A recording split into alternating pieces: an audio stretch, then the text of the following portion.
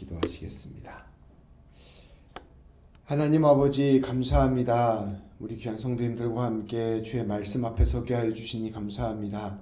하나님 이 시간 주님의 말씀이 우리의 심령에 새겨지게 하시고 주님의 말씀이 우리의 삶의 길이 되게 하시고 주님의 말씀이 우리의 삶의 등대가 되게 하여 주셔서 우리가 주님의 말씀으로 말미암아 주님 뜻대로 한 걸음 한 걸음 걸어가는 귀한 주님의 자녀들 될 수 있도록 인도하여 주옵소서. 우리 주님 예수님의 이름으로 기도합니다. 아멘. 우리는 앞서 말씀에서 이 데살로니가 교회가 어떻게 세워졌는지를 함께 나누었습니다. 이 데살로니가 교회는 바울 사도가 짧게는 고작 3주, 아무리 길게 봐도 3달 정도 머물며 전도하여 세운 교회였습니다.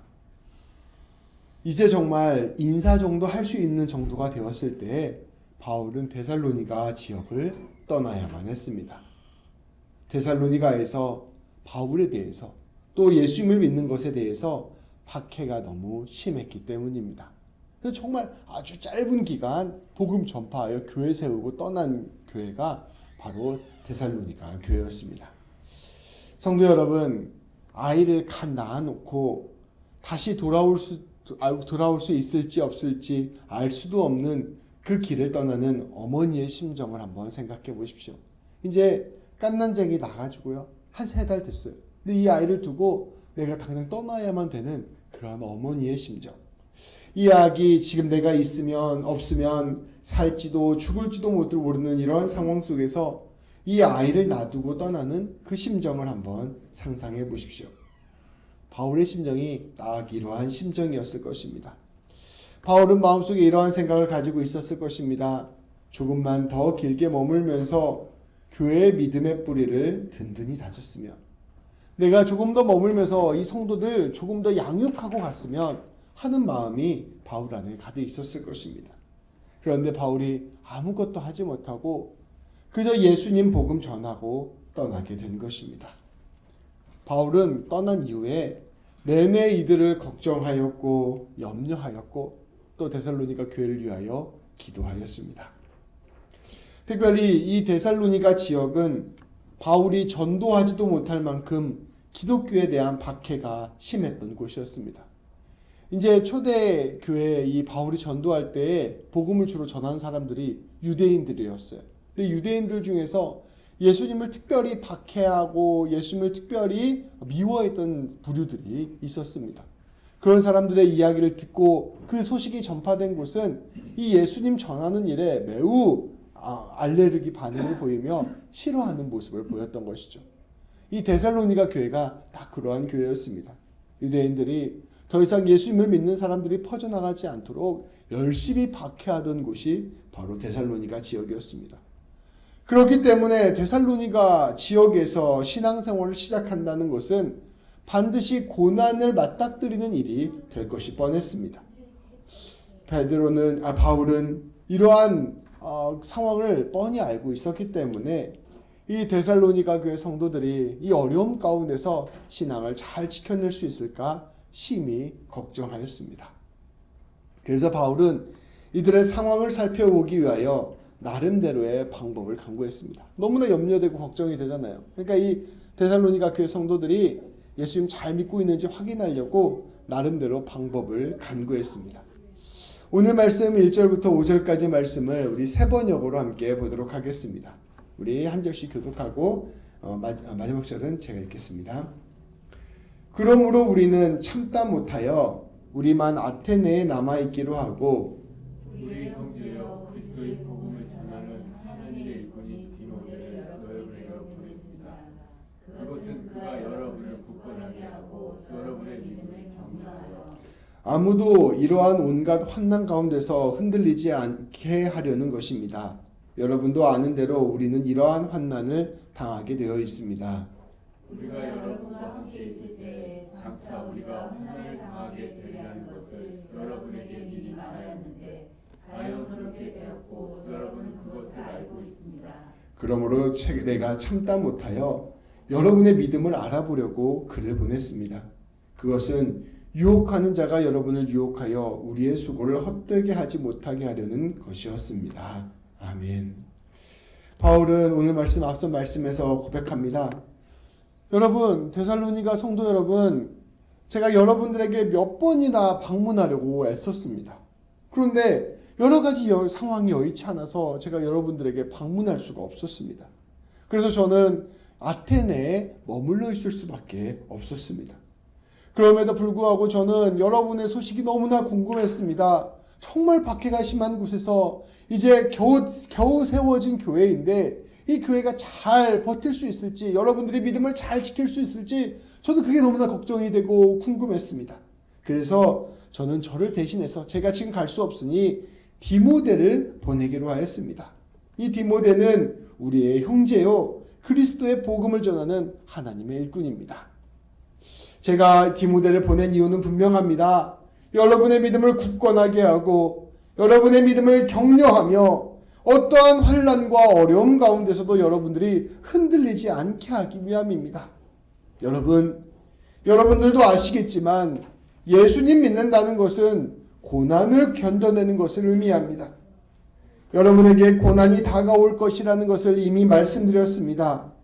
저는 여러분이 고난과 환난 가운데서 믿음을 지키고 있는지 흔들리고 있진 않는지 너무나 궁금하였습니다. 혹여나 유혹하는 자가 여러분에게 와서 여러분의 신앙을 흔들고 있지 않는지 궁금하였습니다. 그래서 저는 디모데를 여러분들에게 보내 여러분의 믿음을 알아보고자 한 것입니다. 바울은 이처럼 고난과 환난 가운데 있는 데살로니가 교회 성도들을 확인하고 디모데를 통하여 다시 한번 그 교회의 믿음을 굳게 세우고자 한 것입니다. 너무나도 사랑하는 데살로니가 교회, 너무나도 염려가 되는 데살로니가 교회, 그 교회를 위해서 자기가 지금 갈 수가 없으니까 디모데를 보내서 교회를 케어해 나간 것입니다. 예수님께서는 씨 뿌리는 자의 비유를 하신 적이 있습니다. 우리가 신앙생활을 하는데 우리의 믿음을 흔드는 세 가지를 우리 예수님께서는 말씀해 주셨습니다. 첫 번째는 말씀에 대한 무관심입니다. 두 번째는 고난입니다. 세 번째는 유혹입니다. 데살로니가 교회의 경우를 살펴보면 관심을 가지고 말씀을 받아들였습니다. 3주 만에 교회가 세워졌잖아요.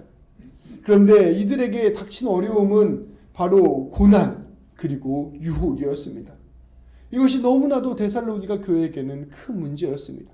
이제 갓 믿음이 생긴 사람들인데 고난이 닥치게 되면 그 믿음 떠나지 않을까? 또 다른 유혹과 회유가 오게 되면 그 믿음 떠나지 않을까 염려되었던 것입니다. 그리스도를 적대하던 세력들은 계속해서 이 교회를 없애기 위해서 박해를 하거나 회유를 할 것이 분명했기 때문입니다. 그런데 놀랍게도 이 데살로니가 교회 성도들은 이러한 어려움 가운데서도 믿음으로 굳게 세워져 있었습니다. 고난과 환난과 유혹이 있어서 교회가 흔들리고 무너지고 망할 것 같은데 오히려 이 교회가 든든히 세워지고 있었던 것입니다. 데살로니가 교회에 다녀온 디모데로부터 바울은 이러한 소식을 듣게 되었습니다. 이 데살로니가 전서는요, 바울이 걱정이 돼서 디모데를 보냈다가 디모데가 돌아와서 이 데살로니가 교회 상황을 설명해주고 설명을 들은 다음에 너무 감동을 받은 나머지 보낸 편지가 바로 데살로니가 전서 편지예요. 그러니까 이제 디모데가 갔다 와서 해준 얘기를 들었다는 이야기를 이 말씀에 적혀 있는 것입니다. 바울은 디모데로부터 데살로니가 교회 조금도 흔들리지 않았습니다. 굳건하게 믿음을 지키고 있습니다. 오히려 교회가 더 깊은 뿌리를 내렸습니다. 이런 소식을 듣게 되었습니다. 그래서 이것을 매우 기뻐하였습니다. 걱정한 만큼 기쁨이 커지게 된 것이죠. 6절부터 9절까지 말씀입니다. 이것도 세 번역으로 우리 함께 보도록 하겠습니다. 한 절씩 보도록 하겠습니다. 그런데 지금 디모데가 여러분에게서 우리에게로 돌아와서 여러분의 믿음과 사랑의 기쁜 소식을 전하여 주었습니다. 또 여러분이 우리를 늘 좋게 생각하고 있어서 우리가 여러분을 간절히 보고 싶어 하는 것과 같이 여러분도 우리를 간절히 보고 싶어 한다고 전하여 주었습니다. 그러므로 형제자매 여러분, 우리는 여러분을 보고 우리의 모든 공동과 환난 가운데서도 여러분의 믿음으로 말미암아 위로를 받았습니다. 여러분이 주님 안에 굳게 서 있으면 이제 우리가 살아있는 셈이기 때문입니다. 우리가 우리 하나님 앞에서 여러분 때문에 누리는 모든 기쁨을 두고 주님께 어떠한 감사를 드려야 하겠습니까? 아멘. 바울은 고백합니다. 여러분, 제가 여러분에게 다녀온 디모데로부터 매우 기쁜 소식을 들었습니다.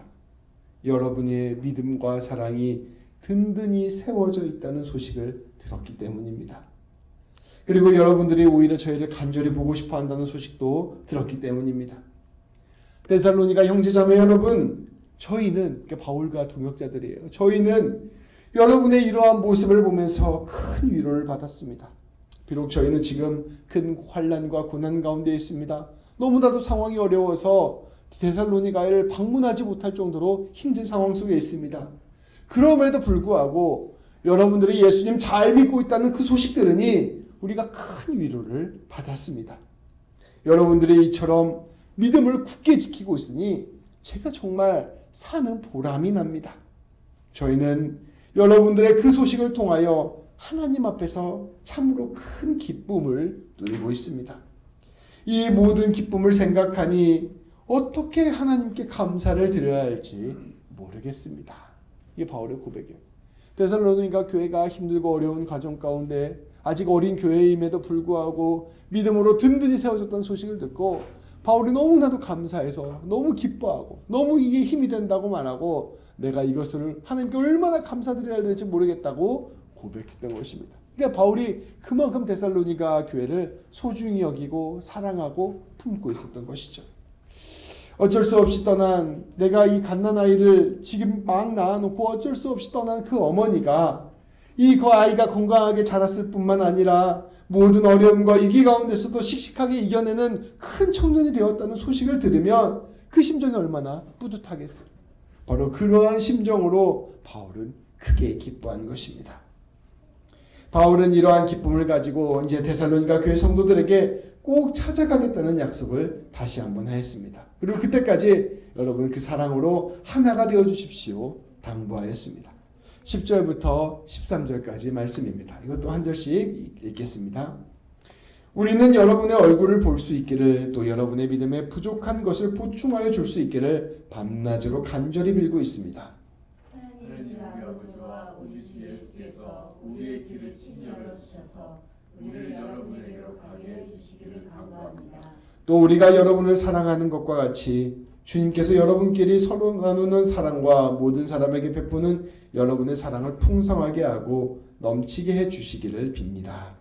그래서 주님께서 여러분의 마음을 굳세게 하셔서 우리 주 예수께서 자기의 모든 성도들과 함께 오실 때 하나님 우리 아버지 앞에서 거룩함에 흠잡을 때가 없게 해주시기를 빕니다. 아멘. 말씀에서 바울은 고백합니다. 우리는 여러분의 얼굴을 다시 볼 수 있기를, 그래서 직접 찾아가서 여러분들의 믿음을 든든히 세울 수 있기를 간절히 바라면서 기도하고 있습니다. 우리 하나님 아버지와 예수님께서 친히 길을 열어주셔서 여러분에게 가게 해주시기를 원합니다. 더불어 여러분이 그때까지 날마다 서로 사랑하기를, 또 여러분을 통하여 모든 사람에게 사랑이 흘러가기를 간절히 기도합니다. 예수님께서 다시 오시는 그날까지 여러분의 마음을 굳건하게 지키고 하나님 앞에서 거룩하고 흠이 없는 사람으로 설 수 있게 되기를 간절히 기도합니다. 우리가 기도하면서 언젠가 여러분 찾아뵐 테니까 그때까지 여러분 믿음 잘 지키시고 사랑하고 계시면서 주님 앞에서 거룩하고 흠 없는 사람으로 굳게 서십시오. 흔들리지 마시고 주님 붙들고 꼭 나아가십시오. 권면하는 바울의 마음이 이 말씀에 그대로 담겨져 있는 것이죠. 바울은 데살로니가 교회가 지금처럼 고난과 환난 중에서도 소망을 잃지 않고 믿음을 굳게 지키며 서로 사랑하는 삶 살기를 간절히 바랐습니다. 성도 여러분, 우리는 오늘 말씀을 통하여 무엇을 배울 수 있을까요? 바로 성도가 된다는 것, 또 우리가 교회로 든든히 세워진다는 것이 무엇인지를 배울 수 있습니다. 성도가 된다는 것, 우리가 교회로 든든히 세워진다는 것은 우리 안에 있는 예수님을 향한 믿음과 신뢰를 끝까지 포기하지 않는 것을 의미합니다. 사실 우리가 무언가를 믿는다는 것, 이것은 모든 사람이 가지고 있는 마음입니다. 사람들은 누구나 모두 종교심을 가지고 있어요. 그러니까 다 종교적인 마음이 마음 안에 있다는 것이죠. 아름다운 것들을 보면 경탄합니다. 뭐 멋진 산이나 뭐 오로라나 뭐 무지개나 이런 거 보면 다 경탄하면서 정말 이 아름다운 것에 마음이 이렇게 경이로움을 느끼죠. 또 우리가 아주 선한 사람의 삶의 모습을 보면 감동합니다. 저렇게 착하고 선하게 사는 삶이 참으로 귀한 삶이구나라는 것을 느끼게 되는 것이죠. 또 우리가 사는 것이 그저 먹고 사는 것만이 아니라 의미를 찾아 나서는 삶으로 우리는 한 걸음 한 걸음 삶을 나아갑니다. 마음 안에 모든 사람은 영원을 사모하는 마음이 있는 것이죠. 사람은 누구나 이처럼 종교심이 있는 것입니다. 다른 말로 하면 초월에 대한 감각이 있어요. 그래서 인류 역사상 종교가 없는 문명은 단 하나도 없었습니다. 사람이 사는 곳에는 늘 종교가 있었습니다. 그러니까 무언가 눈에 보이는 건 너머에 무언가 우리가 알 수 없지만 더 아름답고 더 위대하고 더 선하고 더 진리의 것이 있다라는 것을 사람들은 느끼며 살아왔던 것이죠. 그런데 이러한 종교심이 우리 하나님을 만나고 하나님의 말씀에 붙들리고 하나님의 백성이 될 때 아름답게 꽃을 피우는데, 이 하나님이 아닌 우리가 만든 인간이 만든 우상과 인간이 만든 현실에 매몰되게 되면 종교심이 조금씩 왜곡되고 이그러지기 시작합니다. 그래서 결국은 헛된 길로 빠지게 되는 것이죠. 보통은 이 종교심이 우리의 현실과 욕망의 노예가 되고 마는 것입니다. 쉽게 말하면 이렇습니다. 우리가 신을 찾는 마음이 있습니다. 그런데 우리가 그 초월적인 존재, 영원을 향한 존재, 이 선을 향한 존재, 가장 경이로운 하나님을 찾아가는 그 길을 찾아가다가 현실적인 어려움들을 만나게 되는 거예요. 현실적인 어려움들을 만나게 되면 하나님을 만나려던 그 삶을, 진짜 하나님을 경험하려던 그 삶을 잠시 멈추고 내 현실의 문제를 해결해 줄 하나님 정도만 찾게 됩니다. 또 신을 찾아 가장 귀한 것, 아름다운 것, 좋은 것을 찾아 그 길을 나섰는데 내 안에 마음의 욕심과 욕망이 들어와요. 그러면 하나님 만나는 것을 잠시 멈추고 내 욕심과 욕망을 채워주는 신 정도로만 하나님을 찾게 됩니다. 우리가 본질적으로 하나님을 만나고 하나님의 사랑을 경험하고 하나님의 자녀가 되고 하나님과 교제해야 되는데, 그 하나님을 만나러 가는 그 길에 자꾸만 우리의 현실, 우리의 욕심에 빠져서 하나님을 우리의 마음 안으로 가둬버리는 잘못을 저지르게 된다는 것이죠. 신을 찾는 마음이 있지만 결국은 신이 아닌 내가 만들어낸 신을 섬기게 되는 것입니다. 영원한 아름다움을 추구하는 마음이 있습니다. 근데 그 마음을 찾다가 금송아지로 된 신을 보면 그것을 섬기게 되는 거예요. 금이 더 좋아 보이는 거예요. 내가 선한 삶, 의미 있는 삶을 추구하면서 하나님을 찾으러 나가지만 그것 갖다가 그저 내가 조금 인정받고 나를 지지해주고 사람들이 나를 높여주면 그것에 머물러서 그러한 신을 숭배하는 종교인이 되어버립니다. 마치 예수님이 비유하신 것처럼 말씀이 우리 안에 심겨졌는데, 하나님을 찾아러 나서려는 마음이 우리 안에 심겨졌는데 그 싹이 틔우다가 햇빛을 만나서 가시덤불을 만나서 죽는 것처럼 우리가 하나님을 찾다가 하나님을 우리가 생각하는 하나님 정도로 머물게 만드는 것입니다. 그런데 로마 시대는 이러한 것이 조금 더 노골적인 시대였습니다. 이러한 우상으로 가득 찬 세상이었습니다.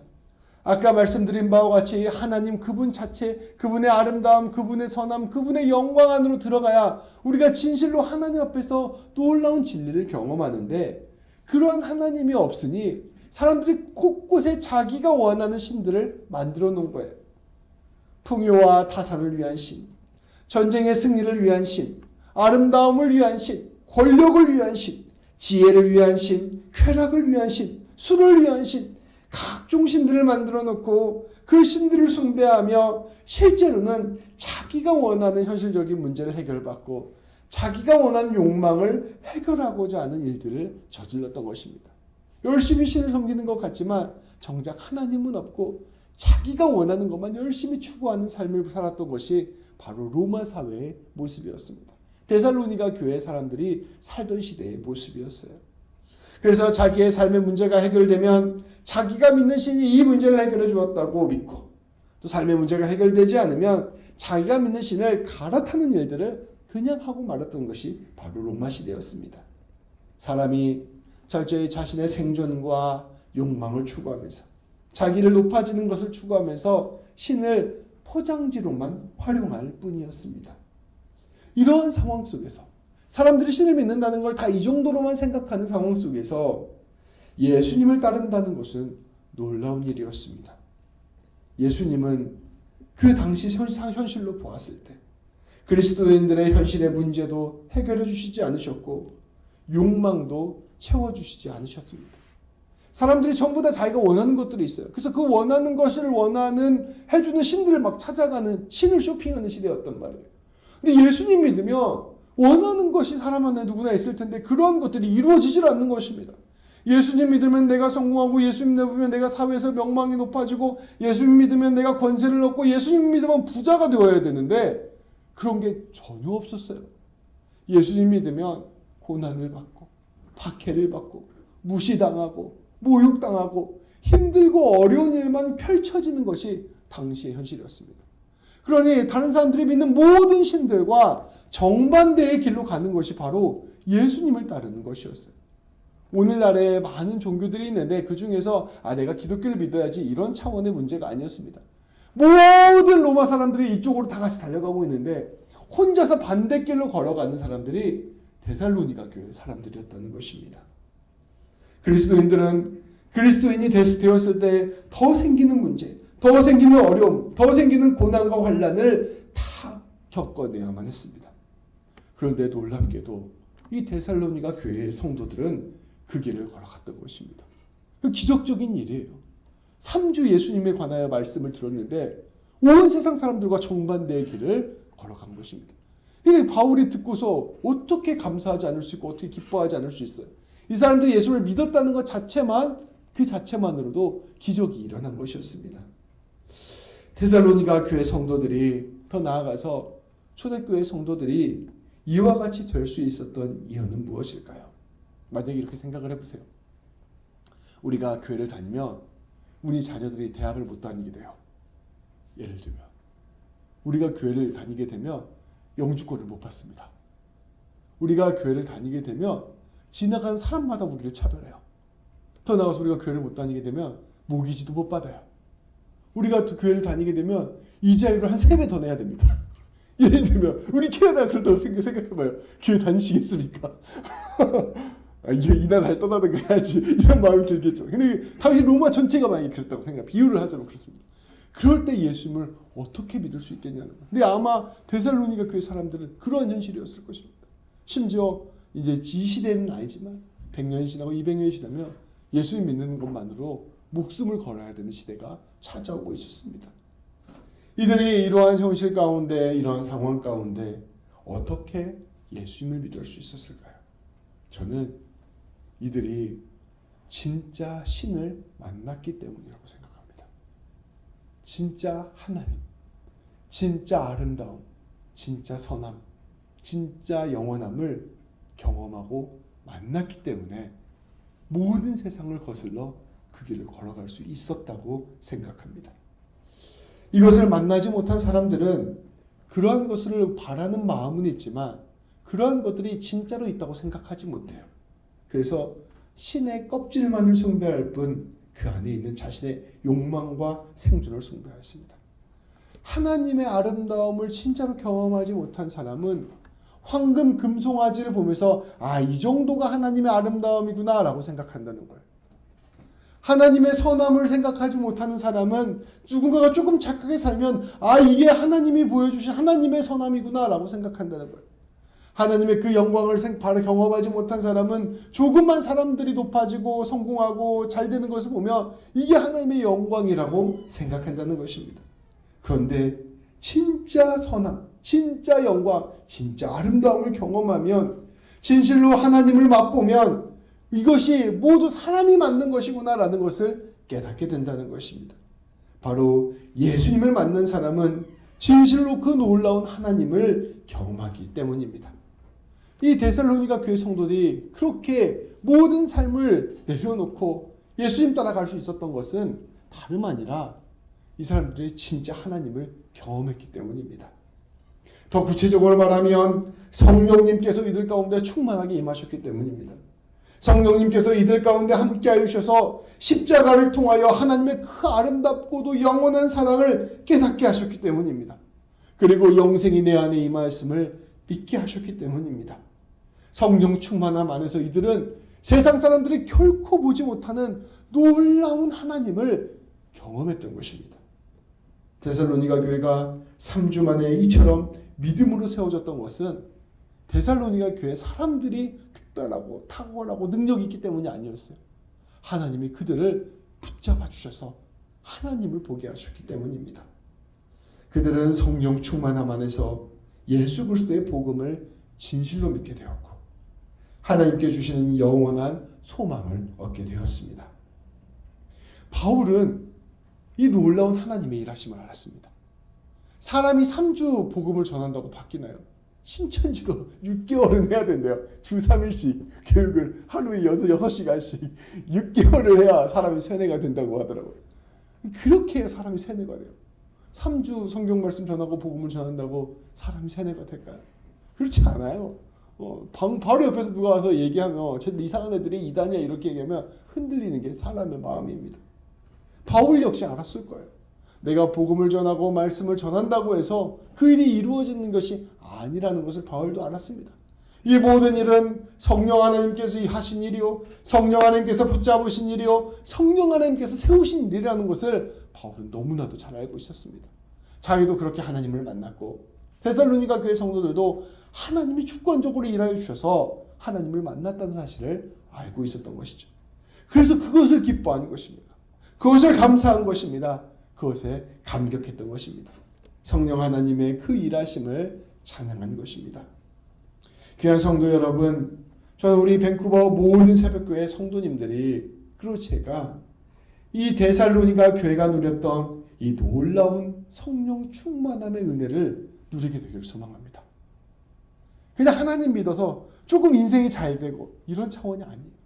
하나님 믿어서 내 인생에 좀 기도 제목이 풀리고 이런 차원이 아닙니다.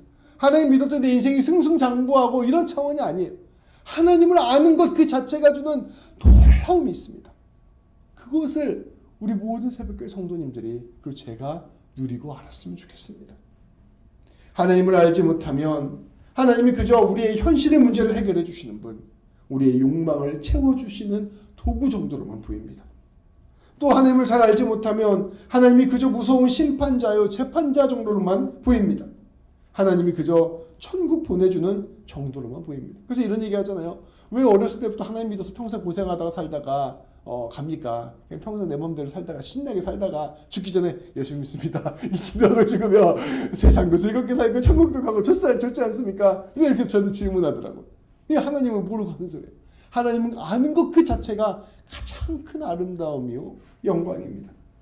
하나님을 그저 천국 보내주는 존재, 하나님을 그저 기도 제목 들어주는 존재가 아니라 하나님이 얼마나 아름답고 귀한 분이신지를 우리 모두가 깊이 체험해야 하는 것이죠. 이러한 하나님을 알지 못하면 우리는 하나님을 믿는다 고백하지만 여전히 두렵고 불안하고 염려하고 근심하며 살아갑니다. 그러면서 하나님 안에서 어떠한 변화도 누리지 못하는 것이죠. 그러나 우리가 성령 충만함 안에서 예수님과 깊이 연합하고 그 예수님과 깊이 연합함 안에서 하나님의 지극한 사랑을 깊이 알게 되면 하나님의 사랑이 우리의 마음을 가득 채우게 되면 우리는 완전히 새로운 존재로 다시 태어납니다. 사랑이 우리 안에 가득 채워지면 우리는 다시 태어나게 돼요. 그걸 성경은 거듭난다고 표현합니다. 다시 태어난다. 우리가 오직 하나님의 은혜 안에 있을 때 새로운 존재가 되는 것입니다. 예수님과 함께 죽고 예수님과 다시 태어나서 예전의 옛 자아, 옛 욕망, 옛 성품 하나님을 알지 못해서 그저 우리 눈에 보이는 게 전부라고 생각해서 그거 붙들려고 살아가려고 했던 그 내가 내려놔지게 되고 우리 안에 하나님을 깊이 신뢰하는 예수님의 성품으로 바뀌게 되는 것입니다. 그래서 예수님 따라서 하나님의 사랑에 반응해서 내 이웃을 사랑하고 섬기고 나누어주고 품어주며 오래 참으며 용서하는 귀한 삶이 되어가는 것이죠. 더 나아가 성령님 안에서 우리가 하나님을 깊이 붙들게 되면 우리가 예수님과 연합하여 살아가는 삶을 살아가게 되고, 그러한 삶 안에서는 예수님의 권능이 일어납니다. 예수님께서 복음서에서 선포하셨던 그 수많은 기적들이 우리의 인생 가운데 일어나는 것이에요. 사람이 살아나고 사람이 치유받고 하나님의 말씀이 선포되고 하나님의 나라가 드러나는 귀한 역사가 성도의 삶을 통하여 이루어지는 것입니다. 예수님의 권능으로 모든 어려움을 넉넉히 이겨내고 용기를 내어 주님이 원하시는 뜻대로 살게 되는 것입니다. 말씀대로 두려움을 이겨내고 사랑하는 삶을 살게 되는 것입니다. 귀한 성도 여러분, 이 데살로니가 교회가 누렸던 이 놀라운 성령 충만의 은혜, 예수님의 복음에 사로잡히는 은혜, 하나님의 사랑을 깊이 아는 그 은혜를 우리 모두가 누리게 되기를 소망합니다. 이러한 하나님을 깊이 붙들고 살아가는 삶이 바로 믿음의 삶이에요. 믿음은 하나님, 제가 로또 당첨되기를 간절히 바라고 믿습니다. 진짜로 믿어요. 로또가 당첨, 이 믿음 아니에요. 이건 자기 소원입니다. 성경에서 말하는 믿음은 내가 원하는 것이 될 거라고 믿는 게 믿음이 아닙니다. 성경에서 말하는 믿음은 하나님을 믿는 거예요. 하나님을 아는 겁니다. 하나님의 사랑이 있음을 믿고 하나님의 아름다움을 믿고 하나님의 영광을 내가 경험하고 받아들이고 믿는 게 성경이 말하는 믿음입니다. 그 믿음이 든든히 세워지게 되는 것이죠. 그래서 그 놀라운 믿음 안에서 소망을 가지게 되고 그 믿음이 있기 때문에 사랑을 나누는 삶을 살게 되는 것이죠. 귀한 성도 여러분, 이 놀라운 은혜를 우리 모두가, 저와 우리 성도님들 모두가 함께 누리게 되기를 소망합니다. 우리 교회가, 우리 성도님들 한 분 한 분이 오직 하나님으로 가득 채워지기를 소망합니다. 그럴 때 우리는 우리의 삶에 다가오는 모든 역경을 이겨내고 반드시 승리하는 삶, 열매 맺는 삶, 산을 옮기는 삶을 살게 될 것입니다. 그런 삶 사는 우리 모두가 되기를 주님의 이름으로 축복합니다. 기도하시겠습니다. 하나님, 감사합니다. 힘들고 어려운 현실 속에서 하루하루 살아가야 되는 현실 속에서 앞이 보이지 않고 막막하고 아버지 답답한 현실 속에서 하나님, 우리가 무엇을 붙들어야 될지 아버지 그 길을 찾지 못할 때가 참 많음을 고백합니다. 그러나 하나님, 오늘 말씀을 통하여 분명하게 우리에게 보여주시는 길, 오직 성령 충만하여 예수 그리스도 붙들고 하나님 안에 거하여 살아가는 우리 모두가 될 수 있도록 인도하여 주옵소서. 하나님이 우리 안에 가득 찰 때 우리 인생이 새로워지게 됨을 고백하게 하여 주시고, 하나님이 우리의 인생 가운데 함께 하실 때 우리의 인생을 통하여 세상이 알지 못하는 기쁨과 평강이 넘치게 됨을 기억하게 하여 주시며, 하나님의 사랑이 온전히 사로잡힐 때 세상이 감당할 수 없는 사랑의 삶을 살아가는 놀라운 역사가 이루어질 수 있음을 우리가 믿음으로 경험할 수 있도록 인도하여 주옵소서. 하나님, 우리 귀한 집사님들, 성도님들 한 분 한 분 가운데 주의 은혜를 부어주시고 성령 충만함의 역사를 더하여 주셔서 주님 깊이 만나게 하시고 경험하게 하시고 알게 하시고 보게 하시고 느끼게 하시고 아버지 하나님 충만케 하여 주셔서 아버지, 우리 귀한 성도님들 이 세상 가운데 빛과 소금으로 하나님 아는 존재로 하나님의 복과 은혜를 나누는 존재로 온전히 살아갈 수 있도록 인도하시고 붙들어 주옵소서. 우리 주님 예수님의 이름으로 기도합니다. 아멘.